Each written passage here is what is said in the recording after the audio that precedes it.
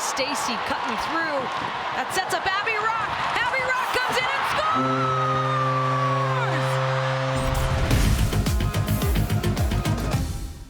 scores! Welcome back to Hockey North. We've got another jam-packed week of women's hockey to talk about, so welcoming her back, it's Hailey Salvian. She was on our first CBC broadcast this weekend. Welcome, Hailey. How you doing? Hi. I almost waved.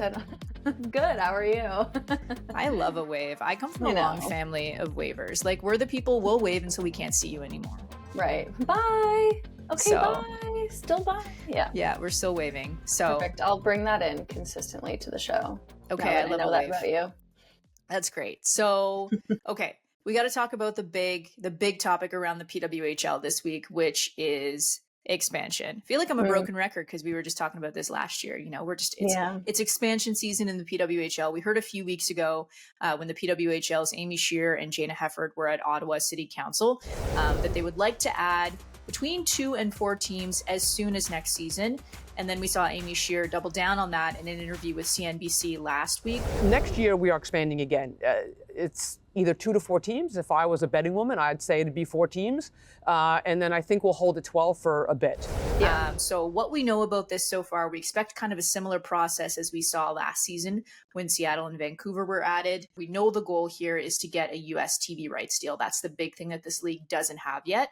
But let's talk about it from a hockey ops perspective. We understand why it makes sense from a business perspective, Hailey, but I think you had a good point on the broadcast in terms of, how this should be handled. Personally, I'm not concerned about, the talent pool being diluted. We've got the best PWHL draft class on the way next season. But in terms of, how do you handle an expansion draft? Fans were obviously not happy with the way that it's sort of shaken out. It is super disruptive to all the teams around the league. How would you go about that? Yeah. Thanks for watching the show on CBC, Karissa. You know what? I'm not super worried about the talent pool either.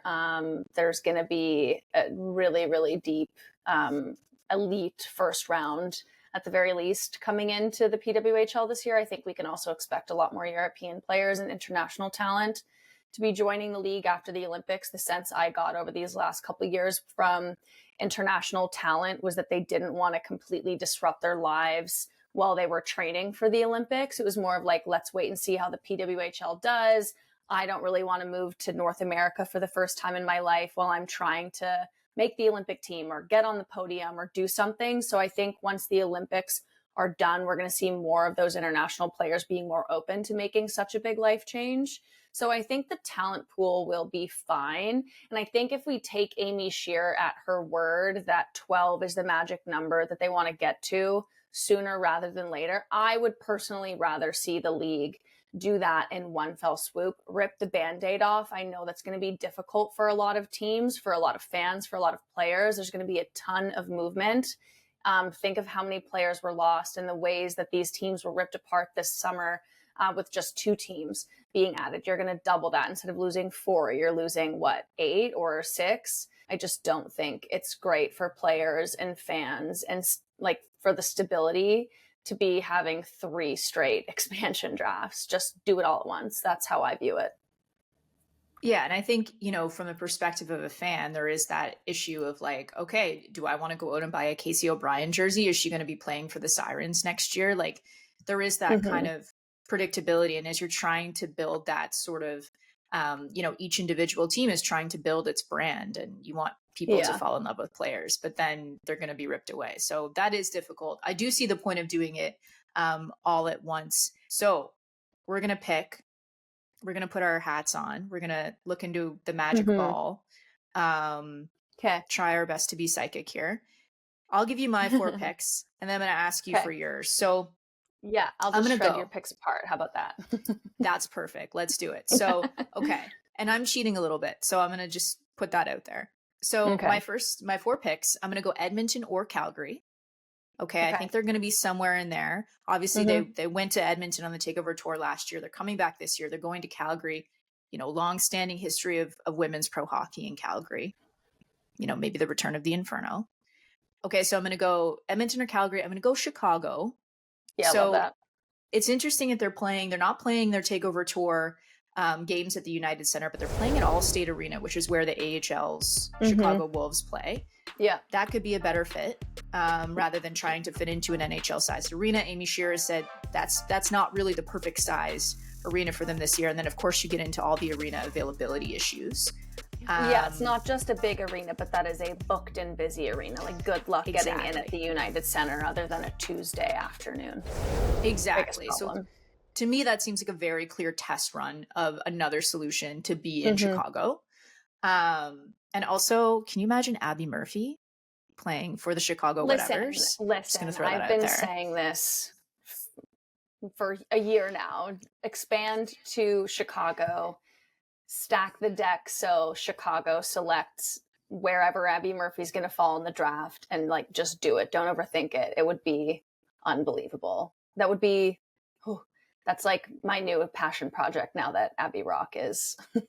Yeah. Indeed, you heard it here first, line. folks. Hailey Salvian says tamper. Would love that. Yeah. So Edmonton or Calgary, Chicago, I'm going to say Detroit. You know, it is somewhere that they've drawn pretty well. I don't know that it's necessarily the first choice for a lot of players in particular, but I'm going to say Detroit. And then I'm going to say Quebec City or Halifax. Yeah. I'm going to, openly admit, obviously I'm an East Coaster. I have a bit of an East Coast bias. I would love to see a team in Halifax. You're not competing with an NHL team there. In the winter, you're going to be the show in town. You can draw from the whole region. The Maritimes is growing rapidly. And I think they have a perfect sized arena in Scotiabank Center. They're going to be there for 2 games this season. Both of them have already sold out. Yeah. So that's huge. Now Quebec City is also a great option from the perspective of they have an arena there that has kind of just been sitting there waiting for an NHL anchor tenant that has never come. So both of those cities in my mind kind of work, assuming that they're sticking with, even number of American teams, even number of Canadian teams. I think it could be Quebec City or Halifax. Yeah. So those are my 4 picks. It's actually kind of like 6, but yeah, give me yours.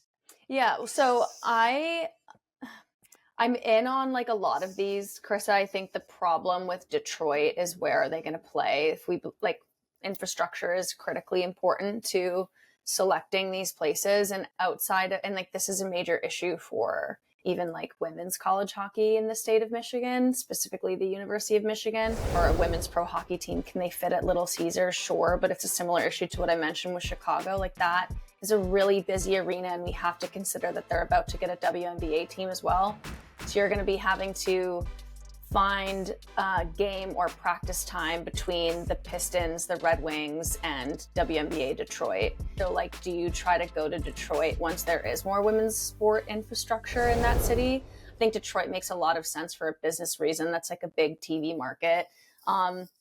So I'm in on Detroit. I don't know how that's going to work because Little Caesars is just so busy. I like Denver. I think they showed well. I think that gives you a bit more, a bit of connective tissue with Vancouver and Seattle. Chicago is number 1 on my list. And it's not just because of Abby Murphy.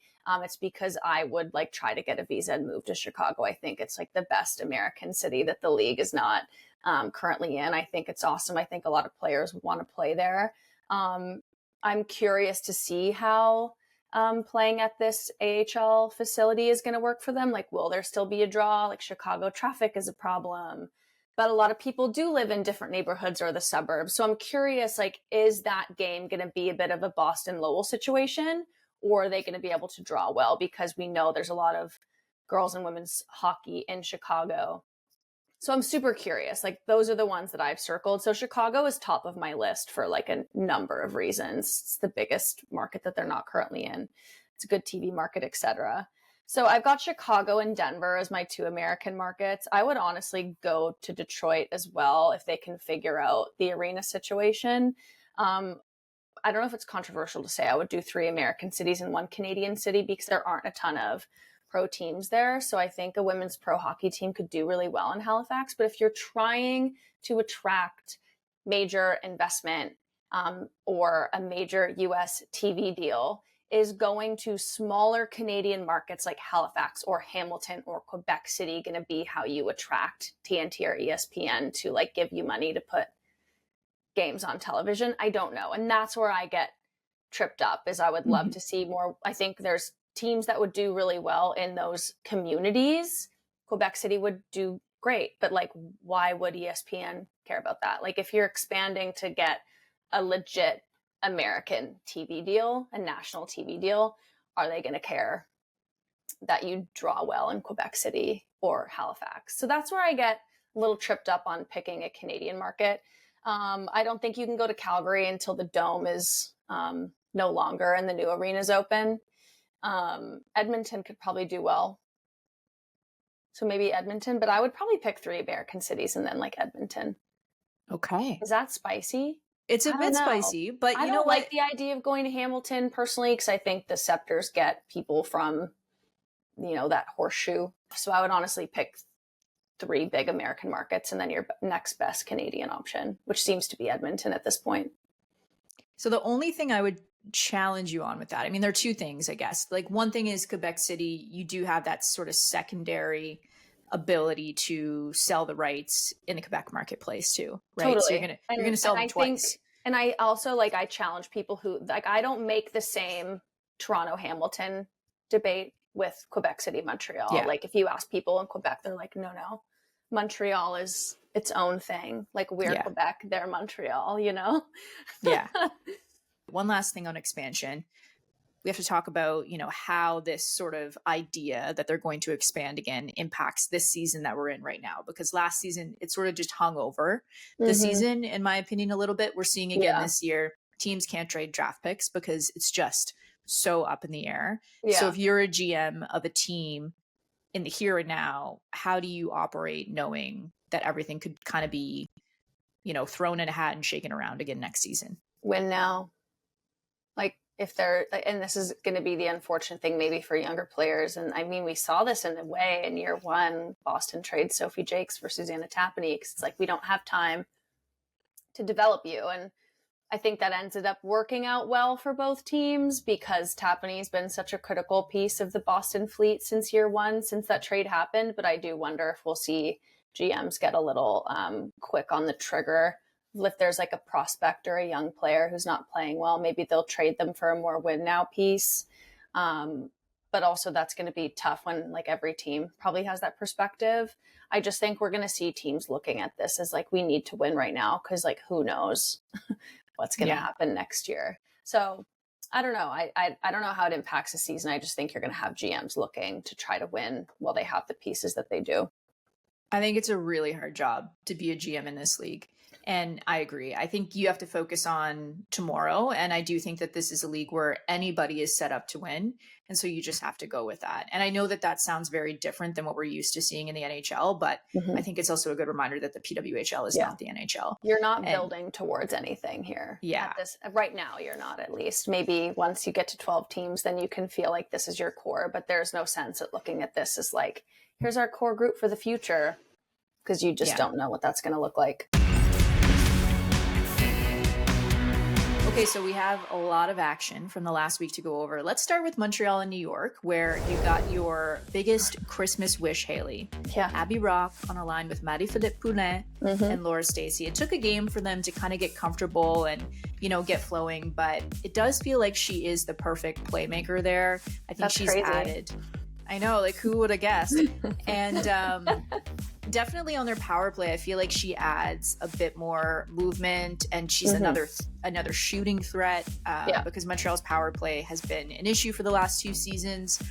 The only thing I wonder, Hailey, is like, you do have 2 of the absolute best people on the face-off on the same line. But we did see, Corey Chevry play with that a little bit, like put Abby Roque, keep her out and put her out for the draw and power play too and things like that. So what were your initial impressions of the Abby Roque experience?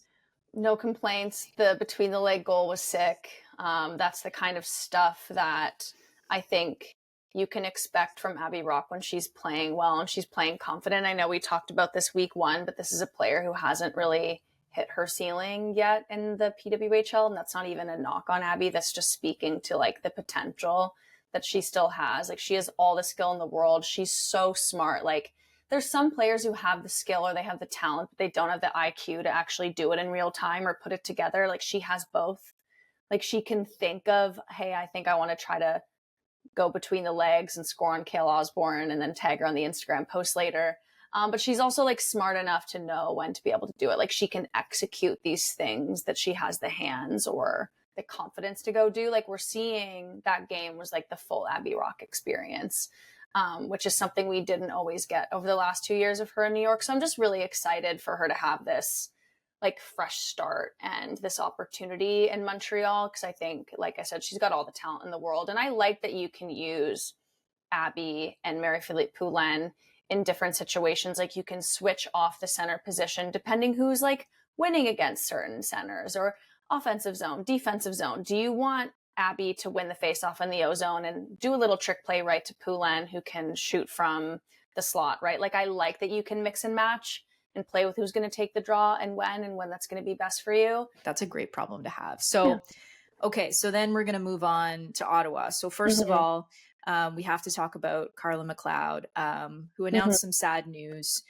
just yesterday that she's been diagnosed with breast cancer, and she is going to be missing the team's next game. So we're sending all of our best wishes to Carla, one of the best people to chat with around the rink, and hoping that she's going to be feeling better soon. It does sound like she's going to be able to continue coaching this season. Yeah. She said she's going to be able to coach the Czech Republic team in the Olympics in February. So that's really good news for Carla, but just hoping that she is feeling better soon.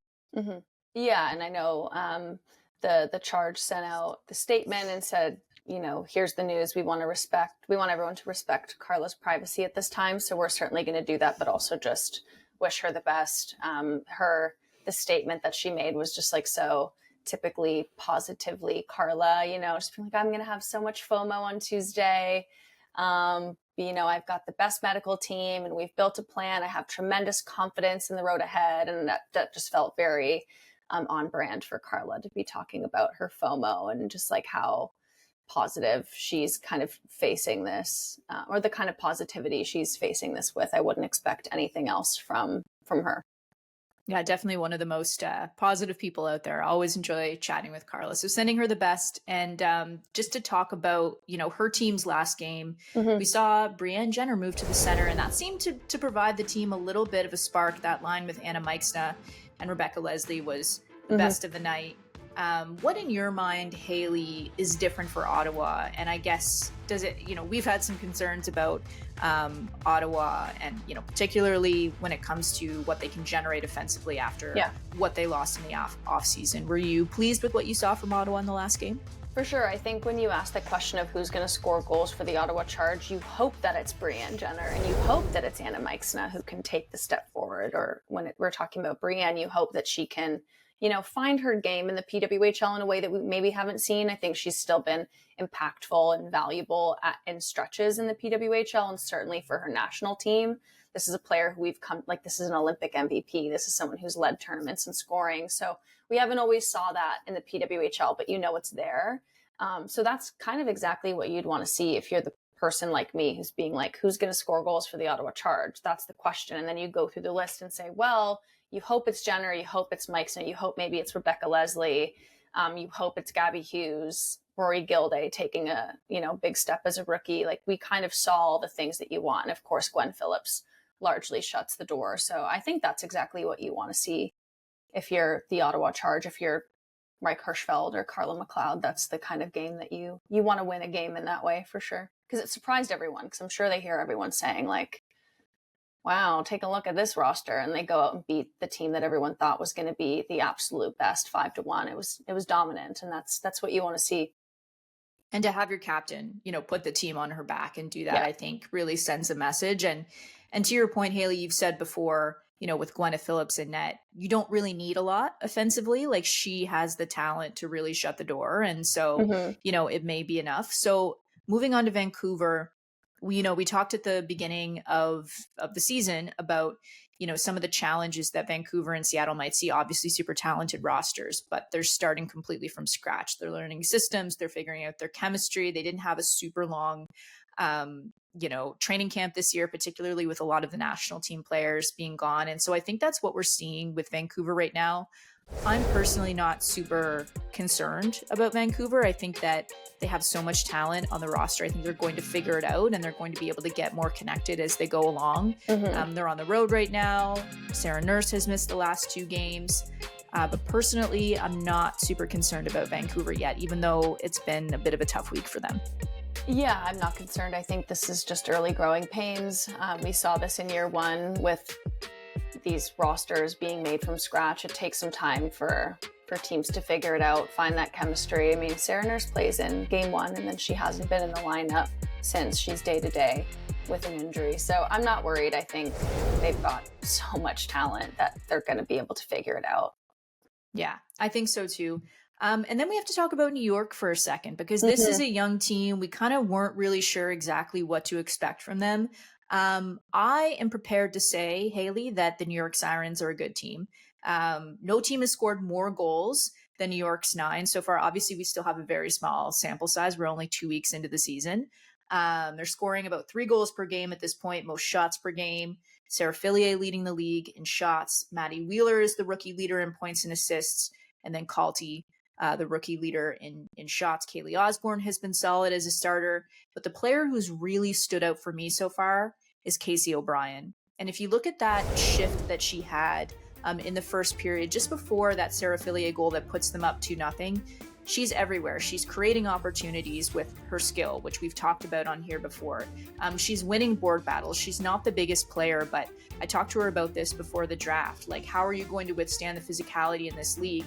And she said, well, I have a low center of gravity. I know how to take a hit. She played boys hockey for years. And I think we're seeing that she can hold her own in this league. She's somebody who models her game after Kendall Coyne-Schofield and Johnny Gaudreau. And I think that she's been incredible so far this season. Yeah, I actually think people were making a little bit too much of Casey O'Brien's height when she was entering the PWHL draft. There was a lot of talk about, like, well, Kristina Kaltonkova, like, who's been great, by the way. Like, I'm not saying she shouldn't have gone first overall, but it's like, oh, she's more physical, she's bigger, she's got the pro shot.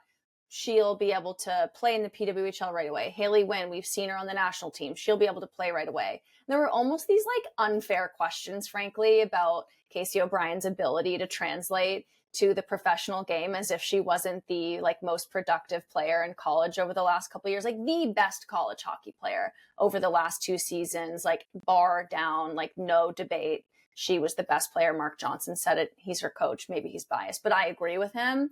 And I think, we shouldn't be surprised about her ability to handle the physicality in the PWHL. She played in the WCHA, which everyone knows is like the more physical, demanding, and challenging conference. And I mean, she's like 1 inch shorter than Sarah Fillier, who was the number 1 pick last year and who everyone loves and nobody had questions about, right? So I'm not surprised. I said that she was the best prospect coming into the draft. I think she was incredible in college. And I think the chemistry that's going to build between her and Sarah Fillier is going to be unbelievable. I think it's been a great start for Casey O'Brien, who I picked as like the rookie of the year sleeper. If we think the number 1 pick or the top defender is the shoe-in, I picked Casey O'Brien in my preseason mental rankings. I think I said it on the radio. You can fact check me, but like just in your head. Yeah, I picked her in my head, and now everyone needs to believe me.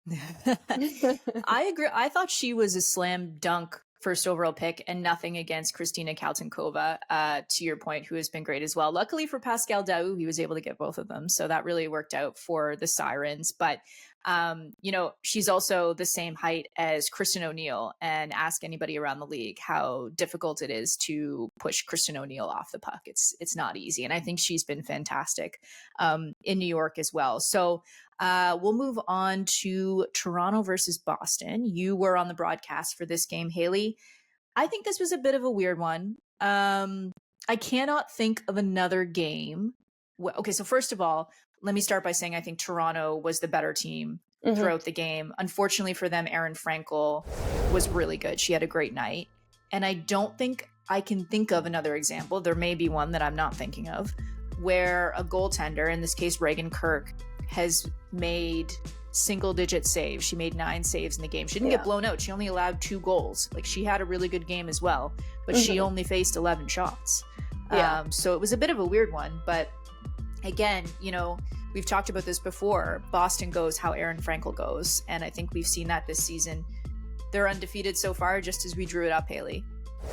Yeah, I think they were the team that we said of like, she's too good for them to be bad, even though we want to talk about all the losses that they had on the blue line or offense. Obviously, you lose Hilary Knight. So kind of like Ottawa, you have this question of who's going to score goals for the Boston Fleet. It turns out you don't need many of them, so you're going to be okay.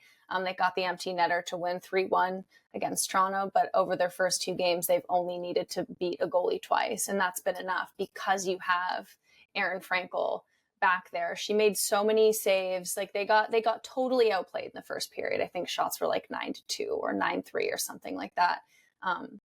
She largely shut the door except for the jailbreak goal from Blair Turnbull. She was great in the second. She was unreal in the third when Toronto was pressing. Like that is the definition of goalie steals the game for you. And I think we're going to see a lot of that from the Boston Fleet this year. I think they have players who can produce more offensively. But if all you're getting this year is like Susanna Tapani or Megan Keller and Alina Mueller scoring 1 to 2 goals a game and Frankel shutting the door, like that's going to be enough. Yeah, a little East Coast connection there with Jill Saunier and Abby Newhook for Newhook's first PWHL goal. And I think between the two of them, they combined for about half of Boston shots throughout that game. So it was an interesting one. If they can get a third line like that to get rolling, to get a little bit of secondary scoring, that's going to do wonders for them. I think Newhook getting her first goal was great because I think that was a really top-heavy team last season, and then you lose like a huge part of the top in Hilary Knight. It was like 20% of their offense out the door to Seattle in just Knight alone. So if you can get a couple goals from an Abby Newhook or Jill Saunier, I know Jamie Lee Rattray has been on the top line, but if she can be a bit more productive, like if you can get just a little bit of growth from some of your bottom 6 players and continued dominance from Susanna Tapani, who I think is the most underrated player in the PWHL. I will keep sharing that Tapani propaganda every chance I get. And Alina Mueller, like with the offense you get from Keller and Wynn and Frankel shutting the door, I think Boston's going to probably be better than people thought, I would say. Big weekend for Seattle, their home opener, a record-breaking one at Climate Pledge Arena. That was really great to see. Unfortunately for them, Minnesota spoiled the party. That line of Abby Hustler, Taylor Heisey, and Grace Zumwinkle I thought was really good. Of course, a shutout from Nicole Hensley. And then you had Britta Curl and Kelly Panic, sort of this reimagined Minnesota top 6 after that was blown up a little bit last season with Michaela Kava going to Vancouver. So that was really fun. Really cool to see Seattle having so much success off the bat in terms of the fan interest in what is a great women's sports city. Yeah, I think that was great. It was, not just the most games for a pro women's hockey team in the U.S., but they also beat that big rivalry series record for the U.S. women's national team from 2022. I believe Hilary Knight spoke about that. And that was one of the reasons why she was like jazzed up about Seattle joining the league, even though she didn't think that, I think her being left unprotected was a surprise to fans and her herself. But there's like the bittersweetness of it is like, oh, I get to go to that place where we broke a record for the U.S. women's national team. And then they get to go and do that again at Climate Pledge Arena. And I think that's just another proof of concept, or just like another bit of like evidence to show that the league made a good choice or like a savvy decision in going to the Pacific Northwest. I think maybe it was a bit surprising at first when everyone heard, because I think a lot of the, like, hindsight 2020, a lot of people were saying like Detroit, Pittsburgh, DC, when first wave of expansion was happening. I don't think people expected the league to make such like a big, expand their footprint in such a big way. But so far it's been pretty fruitful for them. There's reasons to be optimistic about those two teams being successful, both on the ice and off the ice. Jersey sales are great. Season ticket sales great. Back-to-back home openers for these two teams that set records. Vancouver's home opener was the biggest attendance at a regular PWHL home venue, and then Seattle has their home opener a week later and beats it. So just two really good touch points for the league to show like, yeah, it's probably a good idea to go out there. I think people are going to like those teams. And yeah, the Frost like top line of Kendall Coyne Schofield, Kelly Panic, and Britta Curl Salemi, they've scored 3 of 3 goals this season. already, that line, and they've accounted for 16 shots in 2 games. So like that trio there specifically is going to be a pretty good one for the Frost. I think they're great in all 3 zones, and all 3 players can score when they get the puck in scoring position. So I think that's going to be dangerous. I think the Heisey, Zumwinkle, Hustler trio is like the young, fun, super skilled one, but I actually think the Coyne Schofield line could end up being the more the one that scores more goals, just based on you can use them in the D zone. They can hunt pucks. They can transition like that. That's going to be a really good top 6 for them. So that was the week that was in the PWHL.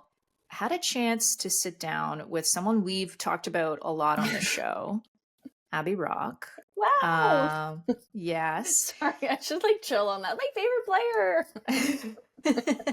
Yeah, so Abby Roque, who went from her words, I quote, from enemies to lovers. Let's hear what she had to say. All right, so we've got Abby Roque on the show. Welcome, Abby. Yeah, thank you for having me. Yeah, always a pleasure to talk to you. So take us back to draft day. Where were you when you got the call about the trade to Montreal, and what went through your mind in that moment? Yeah, I was honestly just chilling on my couch, watching the draft. I knew before the draft started that I had been traded, like I'd been given the heads up, but the league wanted to announce it obviously during the draft. When the picks were like going through whatever, I understand. But so I'd known a little before the draft, but yeah, I mean, it was kind of, it's crazy, but at the same time, like I was excited. Montreal's a great program. I think heard a lot of positive things from other girls and just like have great players to play with. So it was definitely like, it's a big change, but I was excited. Yeah. And had you spent much time in Montreal before the trade? No, I mean, only playing here, which I guess we do play here quite a bit, but that's pretty much the only time I've ever really spent time here. But a lot of the girls right away were like, oh, you'll love this city. Like everybody knows I love a big city and I love food and a nice drink. And they were like, yep, like you'll love it. All that stuff. Yeah, I have heard that you're quite a baker. Have you had any like particular baked goods that you've really enjoyed in Montreal? Personally, I love a croissant. I actually, I don't know if I don't think I've gone out for a lot of baked goods yet because we've been home a lot actually. Like we have only been on the road once, so I feel like I've been kind of baking a lot myself. I can't have too many sweets, but so I've been baking a lot. I made croissants actually for the team for our road trip the one day. Ooh, okay. That's amazing. So obviously, before you got traded to Montreal, you'd had some skirmishes, shall we say, with the Victoire, particularly with Marie-Philippe Poulin. Can you walk us inside sort of that first day, like you go into the Victoire locker room and now you're teammates? Yeah, I mean, I honestly, as I always say, like once it's in the 60 minutes of the game, somebody could be my best friend and I would still go after them if it's the time to do it, or if you have to lay a big hit, like it doesn't really matter who anyone is during those 60 minutes. And after the game, everybody can be friends again. I mean, I've gotten to it a lot with obviously Pooh and Stace on the ice both, but I've known them honestly for years, playing against them in the PWHPA and through mutual friends. Like I've gone out with them, had drinks, had dinner at different points in the summer. I had already like met up with them a few times actually. So going to the locker room, it was fun. I mean, I was more excited just to get on the ice with them. I'd never really been able to play a game or practice with them. So just like seeing new players and seeing what everybody can do, it's really special. Yeah, and of course, early this season, we've seen you play on a line with both of them on the wing with Marie-Philippe Poulin and Laura Stacey. What has kind of made that line click so far in your mind? Yeah, I mean, they're pretty easy players to play with, honestly. When people work as hard as they do and are as smart as they do, it's not too hard to click. Like, it's not like either of them are really smart, but like lazy on the ice or anything. Like, I think all three of us want to be F1 if we can be F1. We want to back check. We want to make plays. And I think that makes it really easy to play with each other. Yeah. And I mean, we have to ask you obviously about the between the legs goal that you scored in the last game. Can you take us inside sort of what went through your mind? Like you're coming down the ice and you're figuring out what you're going to do. Like, how did that pop into your head? Yeah, I don't really know. I honestly, the first thing that was in my mind was I saw the D swiping for the puck, so I flicked it in the air just so I knew I would have it in front of me. Then after that, it all started kind of like the puck was bouncing around. I was just trying to corral it. And I think last minute I decided to do that. And I remember like really thinking to myself, like, why are you doing this? Like, this isn't going to go in. And then it did. So I'll take it. But it was definitely risky, and it was supposed to be off the ice as well. And I definitely whiffed, but it worked out. Yeah, and you've had a few days now to soak in what it's like to play in a Victoire jersey in front of that Montreal crowd in that transition. I believe you said it was from enemies to lovers. Yeah. Joining the Victoire. So, since you've been on the other side of that now and you've had a couple days to think about it, what was that like skating out onto the Montreal ice in front of that crowd? Yeah, I was saying before the game, because I've been booed there quite a few times. I was like, I wonder if they'll all boo me. And everybody's like, they're not going to do that. And I was like, I know, but I was just kidding around with some of the girls. And but going out the first time when they announced my name and everybody was cheering was amazing. I mean, they really do bring the energy. It's an amazing fan base, especially after the game when I got to go back out and do the player stars and throw the puck and everybody's chanting. And so it's just unbelievable fan base. Like, it's loud, it's fun, it's so amazing to play in front of those fans. And one thing that your head coach in Montreal talked about is you're such a cerebral player, like high IQ, and there are a lot of smart hockey minds in that Montreal dressing room. What have you learned so far being around some of those players? Yeah, I mean, honestly, I think it's nice, especially like just talking through plays, like it'll be like, hey, like, let's try to, like, if we're doing 3-on-2s, it'll be like, we're willing to try stuff, I think is the best part. Like, I'll do 3-on-2s, obviously, with my line mates right now, Pooh and Stace, and it's like tic-tac-toe bang. If it doesn't go in and somebody's like, okay, well, next time shoot that. We're like, yeah, but like, we're willing to like kind of try and learn and do different things and practice and hope in the game it works out, because it is so hard to score in our league with the goalies that we have. So just trying different routes, being like, hey, next time I'll go behind you here. That, like, I just think it's a lot of communication, and I love that. Yeah, and we have to ask you too. I think we saw that you tagged Hailey Osborne in that picture when you scored the between the legs goal. Have you heard anything from her on that? Got any feedback? She's a good friend of mine. So we were screwing around with each other, and she texted me and she was just like, you're the worst. But I mean, right after the game, I actually hung out with Hailey for a couple hours after the game. So she was like, you would. And I was like, we were just laughing. But I don't know if she actually untagged herself, but she said she was. Okay. So yeah, obviously, you played on the Sirens the last 2 seasons, and then with this trade to Montreal, we haven't seen playoff Abby Roque yet. And I know a lot of people would love to see playoff Abby Roque. How much has this change of scenery, I guess, been good for you, Abby, and how eager are you to get to show us playoff Abby Roque? Yeah, I mean, it's definitely going to be a tougher time to make the playoffs, I think, this year, just with the expansion and 8 teams now, only 4 making it. But like, that's the reason I was excited to come here, is I think we do have a good roster and I want to make the playoffs first and foremost. And then hopefully I get to play, and playoff hockey is kind of where I come alive. I do like to play in those big moments, those big games, and be a physical nuisance when I can and make big plays when I have to. And I'm hopefully very excited, obviously, to play in playoff hockey, but it's going to be a long 28 more games to get there, and we have to keep going one foot in front of the other. Yeah, and is there something to be said about, what a change of scenery can do for you? Yeah, I think it's different opportunities, it's different playing styles, it's different people to play with, and things like that. Like, I was actually really happy with my year last year in New York. Like, I played great and some pucks just didn't go in and things like that. But what can you do? Like, I had a great year, but when you go somewhere else, there's just maybe little different things that play out differently through the game. Like, somebody likes playing a different way, or you click more with somebody. So it's nice to have a little bit of change of pace and a change of scenery for sure, and just seeing how everything clicks now. All right. Thanks so much for joining us, Abby. And hope you enjoy the rest of the season in Montreal. Hope you do get out to some of those coffee shops and, try some pastries and whatnot. I definitely will be. And thank you for having me very much. So that was Abby Roque. Any more thoughts on Abby Roque before we wrap up here, Hailey? Any lingering Abby Roque thoughts in your brain that we haven't gotten out yet? I feel like I've exhausted the list pretty well. I said she's my favorite player and squealed, so I think I'm good. Okay. I'm glad that you got to talk to her, though. Yeah, Love that she's for great. you. She's great. All right, so this week we're going to have our very first Vancouver Golden Knights game on CBC. Very exciting. They'll be back home in Vancouver hosting the New York Sirens, maybe looking for a little bit of redemption after that loss a few days ago, back in front of their fans, their rabid fans inside Pacific Coliseum. You can watch that game on CBC TV or CBC Gem beginning at 3 p.m. Eastern on Saturday, 12 p.m. Pacific. And of course, the great Hailey Salvian will be on the panel talking all about the game. So thanks for joining us for another week here on Hockey North. Tune in on the CBC Sports YouTube channel because we'll be back next week, probably with more thoughts about Abby Roque. We'll see you then. Bye.